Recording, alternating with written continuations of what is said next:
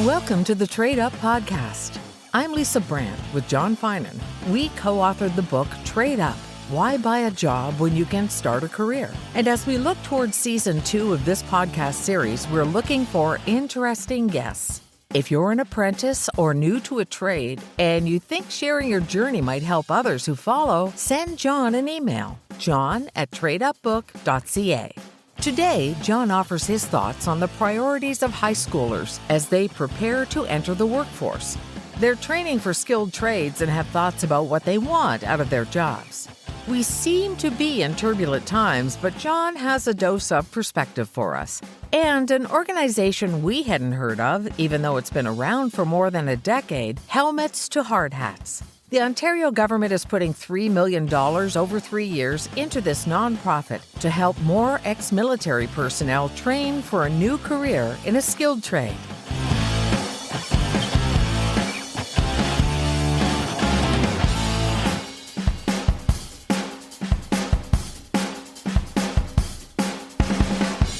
Yeah, not only the behaviors that they would have, just being disciplined and being able to work out in the elements, but many of the military are actually tradespeople themselves. I mean, you're not walking around with a gun the whole time. You're fixing machinery, aircraft, buildings, the whole infrastructure, building a bridge to get over a river in a hurry. So I would think that that lends itself perfectly well. A friend of mine, his job in the military was actually with the Air Force. He used to go when a military plane went down. Like if one of the snowbirds crashed, they would send the PM's plane and send him off to go and figure this out, right?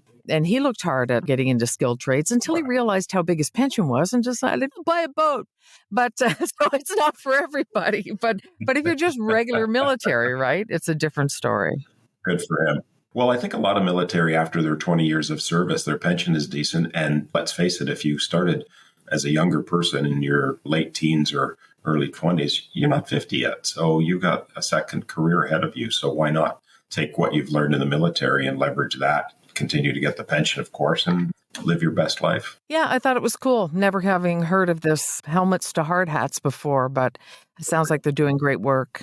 You know, and I guess if you're in the military service, and particularly if you've been overseas and in active duty or in combat areas, the opportunity to develop PTSD is much greater. And you don't want to sit around. You want to get into a job, and get into a job where you're doing something useful is probably the best job to have. There was a report commissioned by DeWalt in the States, and I have been absolutely itching to talk to you about this because I have a feeling I know where you might go. I could be wrong. They looked at a bunch of high schoolers, 14 to 18, around those ages, enrolled in skilled trades or vocational schools or a training program for a trade at their local high school. And they found that they were very optimistic. These kids are really into it. They're excited about it. They see a good future. But they say that there are 3 things that will make them quit the skilled trade altogether. One is work-life balance. If they can't achieve that, right, they're out. If they don't have a caring boss, gonzo. And the third thing they want is a clear path to advancement. And they say if they can't see that, that's another sign that they are going to leave. Now, these are not things that maybe the clear path to advancement is something that you would have looked for when you were younger, but the caring boss and the work-life balance weren't the kinds of things that our generation put a lot of weight in because we were just too busy. Actually, I sometimes think we're just too dumb to stop and look at our own priorities. But let's hear what you have to say. Remind me, it was 14 to 18-year-olds? Children, really? Children. They have not learned a thing yet. So the first 2 things are very subjective. So work-life balance is really a perspective of, we actually had an employee literally said this: I want to work 12 hours a week.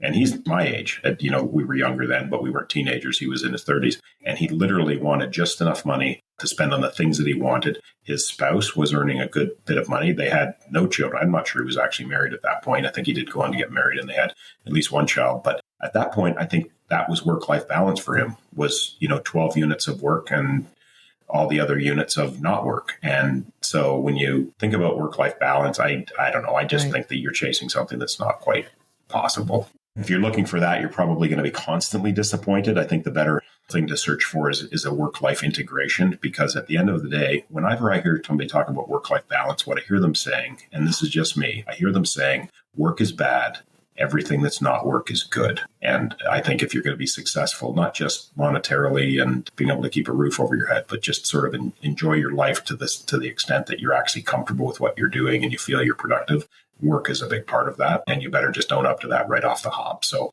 my advice to younger people is to try to integrate life, work, family, social, everything has to work together throughout the day. And all of our staff, pretty sure people are on their phone more than I would want them to be doing things that are not work related, and probably a lot less on their phone at 10 o'clock at night doing work things when they're at their home with their family. So I think that work-life balance integration thing will work itself out for people as it needs to. And then I think the second thing you said, the caring boss. I think a caring boss is somebody that makes sure that you get your job done to the degree that you need to keep the organization going. And if they do that, that's the definition of caring. They care about you. They care about the job you're doing. They care about the career path you're on, because it all serves the golden goose, which is whatever organization you work for.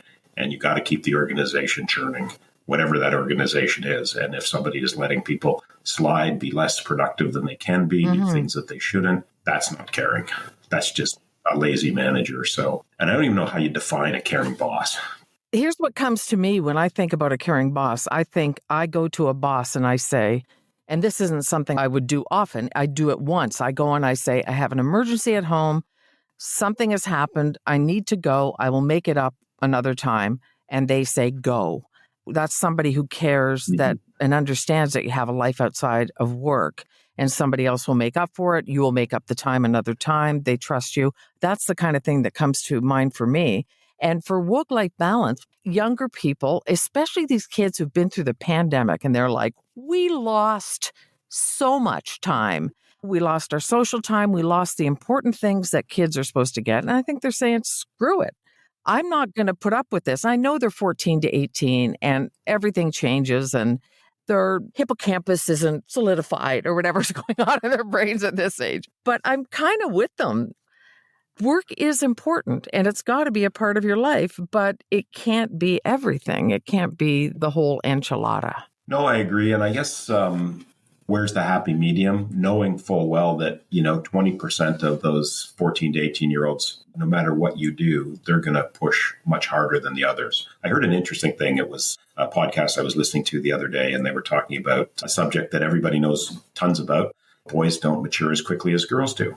So surprise, surprise. And I think the stat they said was a 17-year-old boy has got the maturity of a 15-year-old girl, which on the surface of it, that seems right. But then he went further to say that, okay, so if you think about education and all the things that boys and girls compete for, 17-year-old girls are competing against 15-year-old boys. Is that fair? Who cares if it's fair? It's the reality. 17-year-old boys just are 15-year-old mentality. So some of them are going to have to make up for some lost time. And fast forward 10, 15 years, you're going to have some kids that are working just way harder than other ones. And I don't think it's fair to let the ones that want a work-life balance, whatever that looks like for them, say, yeah, of course, that's what you need. And then come 20 years later, they're wondering why their student loan's not paid off, why they're not running a company, why they haven't been able to afford a house. And then they look around and they see a number of people that are exact same age as them, maybe even not as good a career, that have achieved all those things because they just got after it.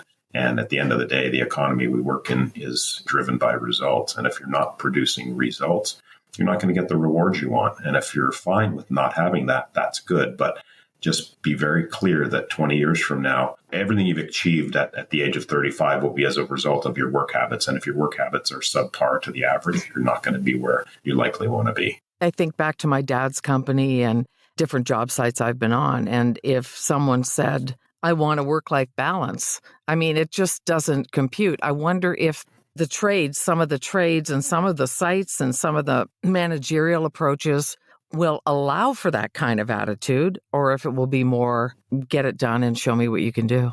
Depend on the economy, the resources that are available. We seem to be in a full employment economy and have been for a while and probably will continue to be. So my suspicion is that the output for the average worker in 2024, 2025 will be less than it was 20 years ago. It just seems that way. I don't know if that's true. If you look at the Canadian dollar versus the US dollar, whether it's going up or down really depends on what our productivity level relative to the Americans is. Or what the president-elect says he's going to do to our country. The dollar does move differently. The dollar does tend to move around with things that are actually happening as opposed to things that are getting said. And right now he's threatening a bunch of tariffs, which at the end of the day, it doesn't really make sense that he do that, because if you're an American manufacturer and the president says everybody that's in the other countries is going to have a 10% tariff on product, what does that tell you? Well, that tells you that you can just increase your prices 10%.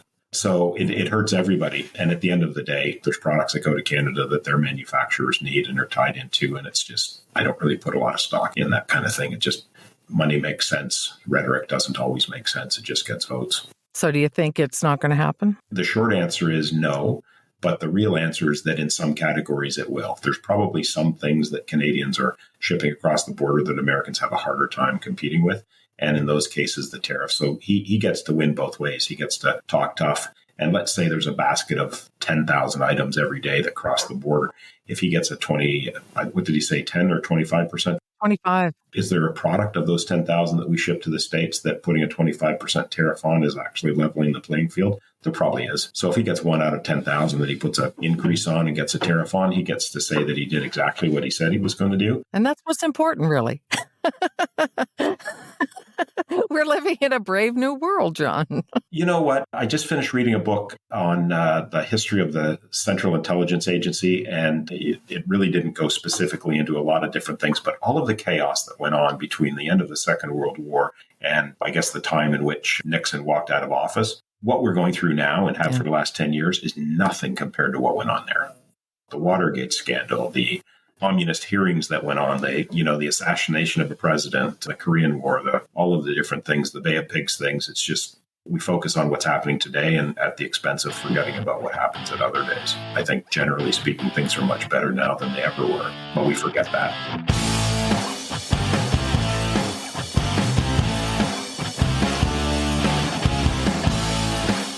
Thanks for listening to Trade Up.